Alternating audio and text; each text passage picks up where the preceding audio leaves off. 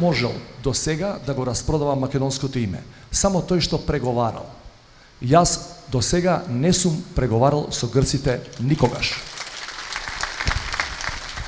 Проблемот со името предлагам да почнеме да го решаваме со точка број 1. Државен консензус. Нешто што не сме имале со години. Консензус на Република Македонија, не владин, не етнички, не фамилиарен, не личен.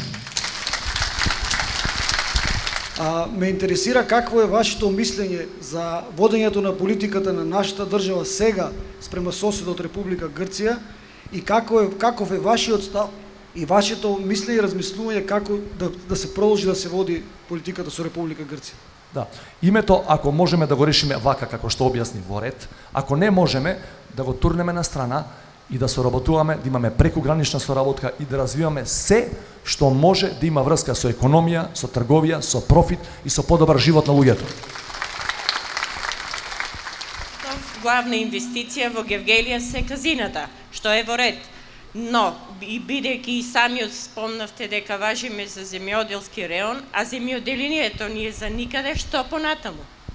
Моето чувство е дека на сметка на индустријата со казина во овој град се запоставени сите други индустријски гранки, вклучително и земјоделието. Чи овој град и ова држава не смее да се потпира само и само на казина и на коцка. Во ретје, во целиот демократски свет има и таква индустрија и вработува луѓе и врти пара. Ја би сакал да видам да не се напуштаат традиционалните дејности кои го хранат населението, кои ги држат младите блиску до своите најблиски, затоа што една од компаративните предности тие што ги имаме во Македонија е имено земјоделието.